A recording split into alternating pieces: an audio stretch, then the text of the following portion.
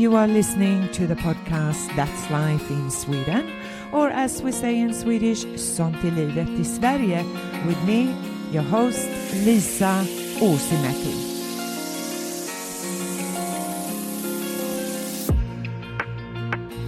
Today, I want to welcome Professor João Mattar, a specialist in distance education with the University of Sao Paulo in Brazil. He's also the president of the Brazilian Distance Education Association, that is a member of the Brazilian Society for the Development of Science, that is affiliated to international institutions, including the International Council for Open and Distance Education. How are you this morning? I'm fine. I'm very well. That's good. Can I ask you, where are you right now? Are you in Brazil? Yeah, I'm in Brazil. I am in Florianópolis, which is the capital of Santa Catarina, the state of Santa Catarina. It's a southern state in the country of Brazil. Right. And of course, Brazil is a massive country. Yeah. It is a large country. I think it's bigger than Sweden, Finland, and Norway and Denmark together. Yeah, everything together. Exactly. So, and you have, of course, a wonderful background, and you are a member of several incredible, interesting organizations. But just to start off the conversation, who is João Mattar? I actually have a background in language and literature and philosophy. I have a background in the humanities, but around the middle of the 1990s, I started to be interested in both the use of technology in education and specifically distance education. Since then, I have been more and more involved in these two areas in terms of research, in terms of teaching, and in terms of writing and giving lectures. And so I can say that now I kind of breathe the whole day, either the use of technology in education and also distance education. Which is, of course, going to be our topic today. Now, you are the president of the Brazilian Distance Education Association. Can you share with us about the purpose of the organization, the sort of support the organization receives, whether it's from the government or other organization, and some of its activities? Sure. The Brazilian Association of Distance Education, ABED, has 29 years, so next year will be 30. So it started when distance education in Brazil was still in the phase of printed materials being distributed. The internet was not developed yet. We have associates that are both persons like researchers, teachers, students, and also universities, business that produce products or services for the area, for distance education. We don't receive a specific grant from the government, so we survive with these associations, but we also organize some meetings, and the most important is the International Congress of Distance Education that used to be in the second semester, but next year is going to start to be in the first semester. This is a huge congress. We already had like more than 3,000 people present face to face. It's not an online event. It's a face-to-face event. And we receive some money from the associates because they have booths, they expose their products, their services. And so besides the fee that the people and the organizations pay to be associates of the Brazilian Association, we also have an income in this Congress, particularly in the International Congress. Right. So, are there so-called study centers that support competence development? Do you have something like that in your association? Do you provide, for example, professional competence development for teachers? We don't have until now, but we are actually developing a kind of seal, a quality seal, for not only for teachers but also for the higher education institutions, for example. So we are going to start to evaluate these, either the associations or the work of these people, the teachers, and give a seal accounting that they have a good quality in distance education based on a quality framework that we have developed. Because at this moment, like exactly when we are talking in the last year, we are having a huge discussion in Brazil, actually in many countries around the world, because of the COVID pandemic. We had a strong growth of distance education enrollment for students in higher education. So the government is reviewing the quality standards, the quality framework for distance education. So there's a huge discussion going on, and a way of contributing, we decided in the association, is to implement this seal and start to contributing, not competing with what the government does, for example, in their evaluation of the quality of distance education, but contributing in terms of helping to improve the quality in our country. And do you have more students coming back to universities, or are they preferring to study online? Yeah, actually, at this moment in Brazil, from each 3 students that enroll in higher education, 2 of them choose a distance learning course. So 2/3 of the enrollments are in distance education. The growth was already going on before the pandemic, but now after the pandemic, there was a huge growth. And that's why exactly the government is reviewing the quality standards, because actually most part of these enrollments are in private higher education institutions. So there's a effort by the government to try to hide the quality standards for these private universities. Right. Now, thinking about online learning or distance education, what do you think? Do you think online learning is equal to face-to-face learning? So I think, and the research says that we lose something when we lose the contact, the face-to-face contact. There are some advantages of being in the same room, talking to people, discussing themes in groups, but at the same time, we gain a lot of issues when we work online. For example, time issues.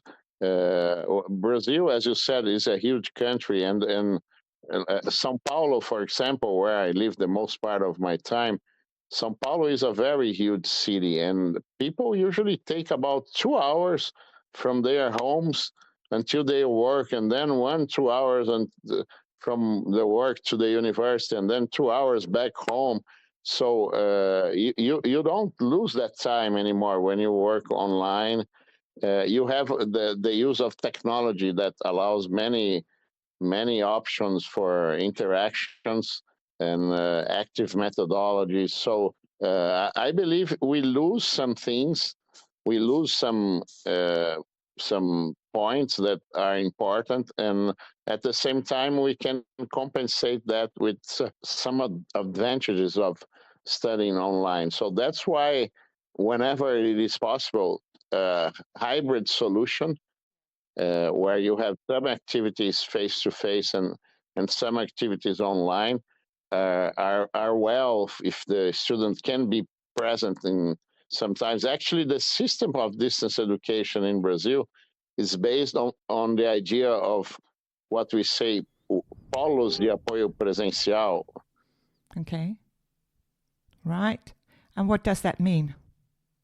Polo de apoio presencial, which are the learning centers, the face-to-face learning centers. So any distance education course in Brazil has to have some activities in these learning centers, and also they need the for example, the tests have to be done face to face also. So this is because of the hugeness, the large country that Brazil is. So people usually live in parts of the country where they don't have a good access to internet connection, and so the learning centers are thought to help on this support for the students. The ideas are quite similar to what is happening in the Swedish organization. I'm very excited because I'm gonna be in Sweden in 1 month. I mean, I think it's December, and I have already been to Stockholm many years ago, but this was a quick visit, and this time I'm gonna meet the Swedish Distance Education Association, and I'm gonna understand a little bit of the process.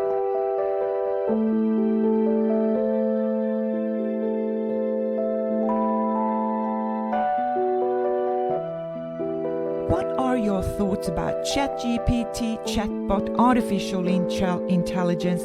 Do you think these technologies will replace teachers? No, I don't think they will replace teachers, but teachers will be able to improve their work using interacting with these technologies. I am, for example, I'm testing some of these technologies yet. I can say that I'm in the testing phase, but I'm using, for example, these technologies for writing. I'm working on a research project in the last years for focusing on digital competences of teachers and students and managers. And one of the products of these research are questionnaires, instruments for auto assessment of the digital competence, for example, of the students. I was working on the student questionnaire these weeks, and we have to produce a feedback for each selection that the student does on the questionnaire. For example, if he chooses that he has a medium proficiency in communication using technologies, and I use ChatGPT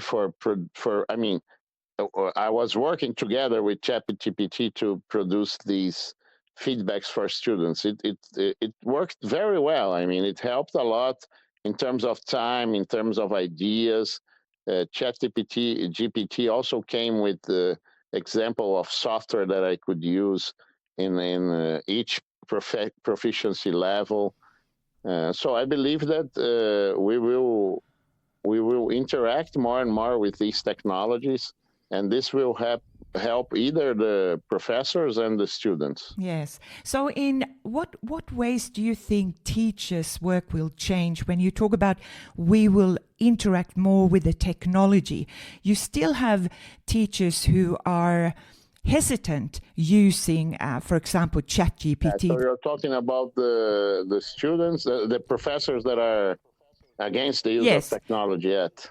Yes, yeah, yes. The problem is that there are teachers that are against technology even before ChatGPT. I mean, they are being against technology, being against distance education is somehow usual in terms of thinking about teachers. But another way that I used ChatGPT recently that I want to say to answer this question is that we were working with several frameworks, several digital competence frameworks.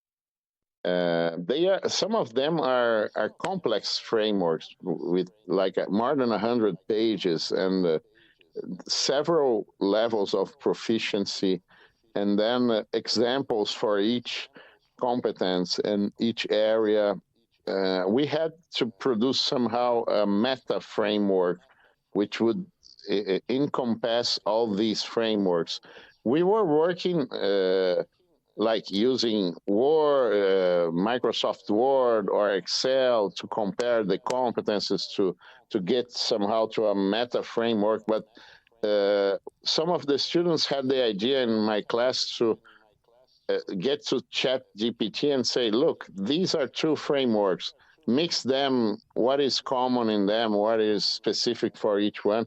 And we started to use a lot of prompts and work. It helped us to produce that meta framework. So in terms of research, in terms of dealing with complex theoretical frameworks of complex ideas, a large amount of ideas and concepts that sometimes are ahead of our competence as human beings. So this interaction with the technology and with this like generative artificial intelligence, this could help us to produce content, to improve our research, to, as I said, to work with questionnaires. And so this is both for teachers and students. The technologies we should teach our students how to incorporate the technologies in their learning process also. Yes, I absolutely agree with you. Now, I think I'm wondering if you were referring to the article that you wrote together with colleagues titled Analysis and Comparison of International Digital Competence Frameworks for Education and Aligned with SDG. Can you talk about some of the findings of that article? Because that was really interesting. Yeah, that article actually was produced before ChatGPT was in the market. I mean, we didn't use ChatGPT for that. That was done hand by hand, actually.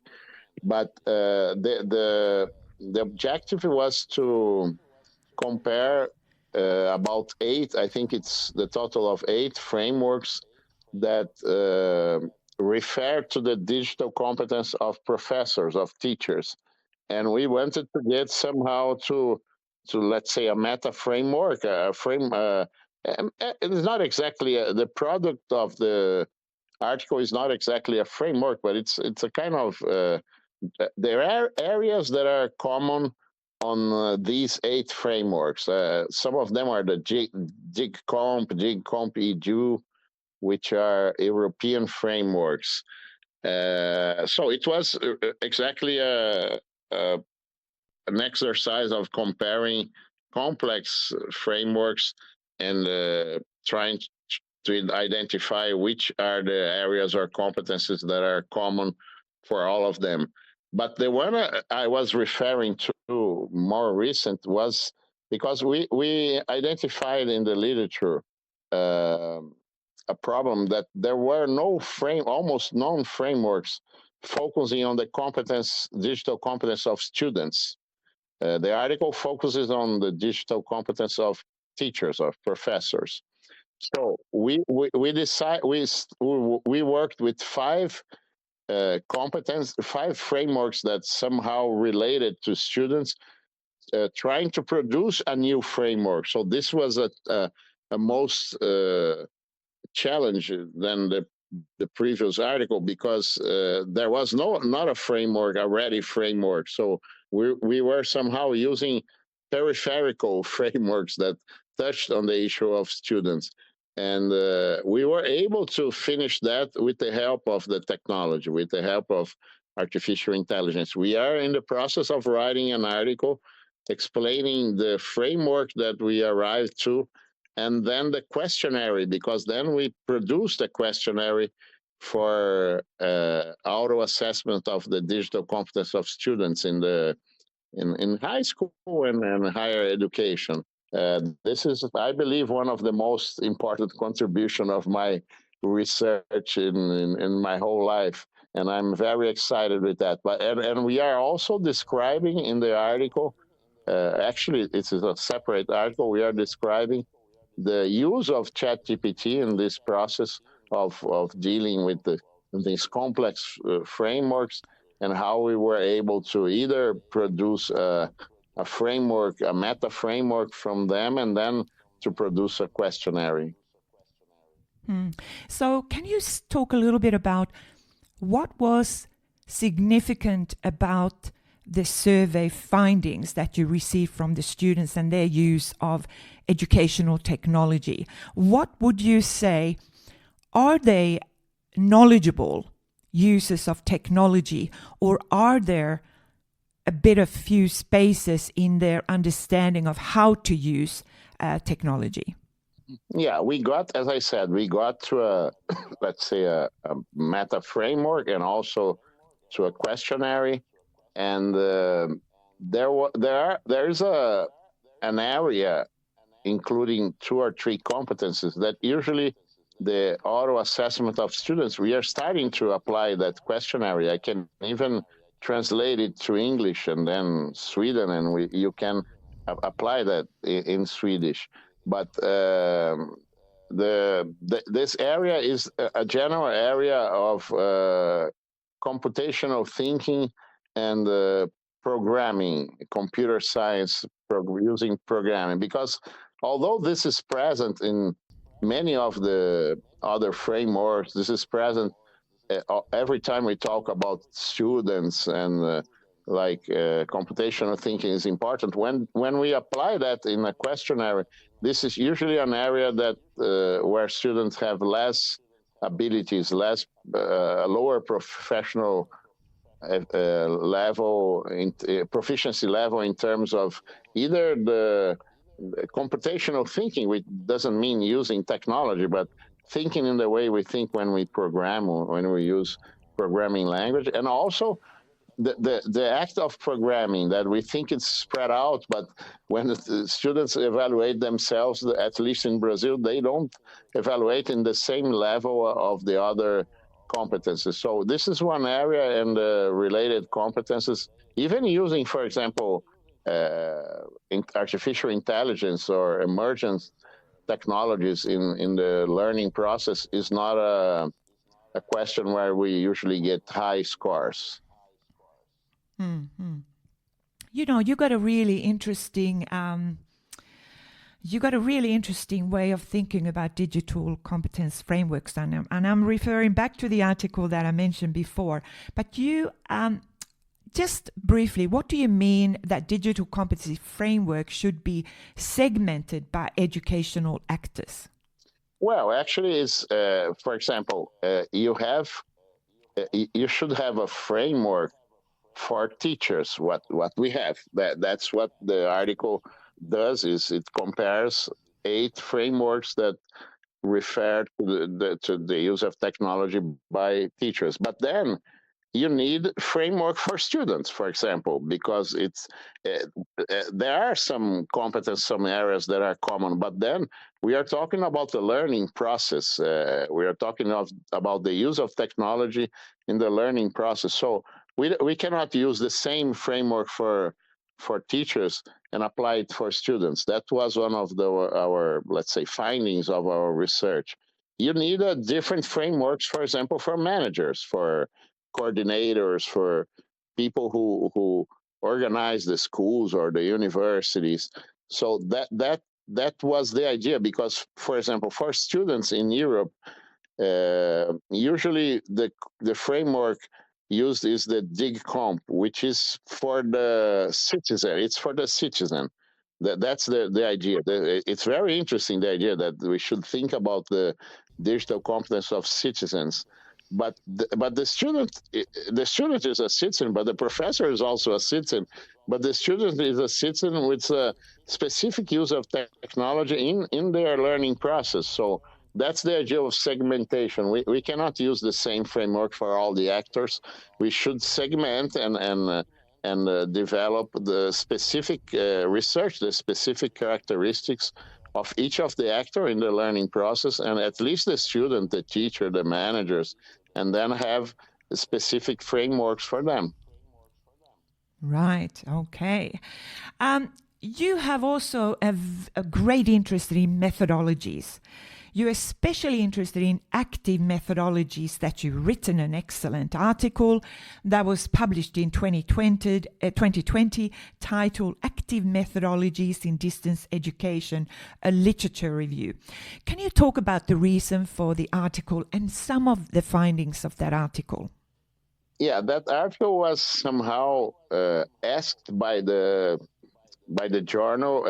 I didn't say that, but the Brazilian Association of Distance Education publishes a journal, which has the texts published in Portuguese and English in two languages.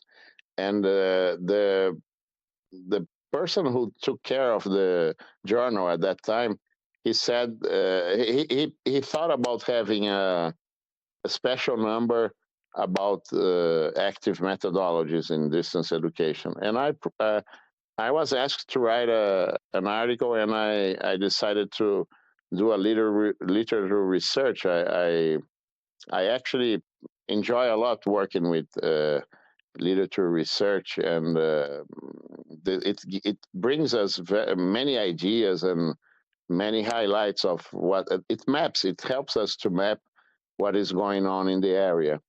And one of the findings of this article, which was really a finding, something that was not expected, is that we don't have to think about active methodologies in distance education only in terms of interaction. I mean, the students interacting with either other students, the students interacting with the professor or the tutor, because some examples that we found on the literature search are of using active methodologies when the student is studying alone by himself.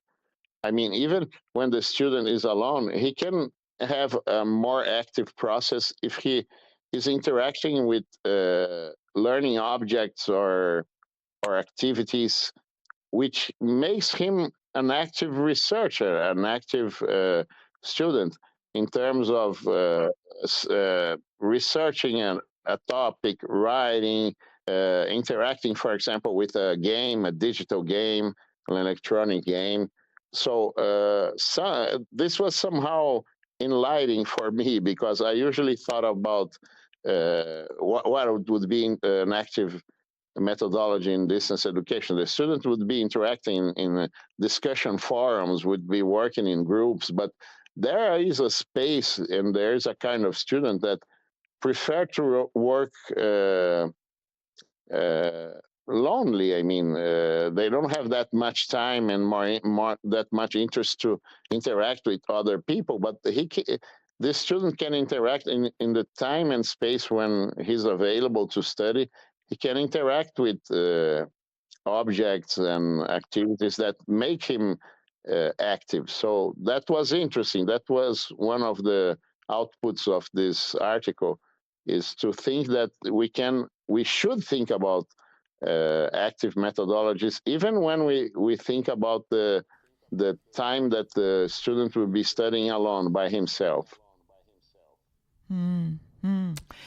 Fascinating, absolutely fascinating. And so what's next for you? You are now in Brazil, and then you're coming to Sweden for, I think wasn't it in November, or was it actually in December? I think it was December. Yeah.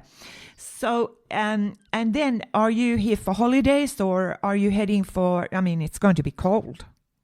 Yeah, I'm actually for holidays, I'm going to the Nordic countries, which is a dream for me. I have only been to Stockholm, but for 2 or 3 days. It was a quick visit.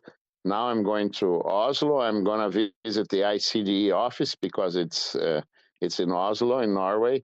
I'm going to Denmark, to Copenhagen, the capitals, and then I'm going to Helsinki in Finland.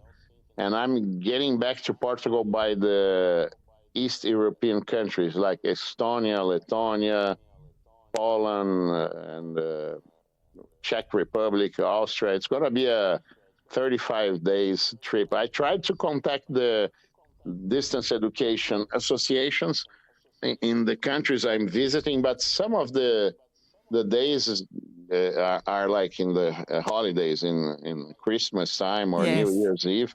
I was able to arrange a meeting with the Swedish association. I'm really excited, a face-to-face meeting. In some cases, Yes. I actually establish a relationship, and we are having like phone calls or meet calls. And but this is hard because our holidays in Brazil are the opposite. It's not in the middle of the year. It's at the end of the year when we have more time for travels. But I'm very much involved with the Brazilian Association of Distance Education. I mean, I have a 4-year run as president, and we have already finished the first year.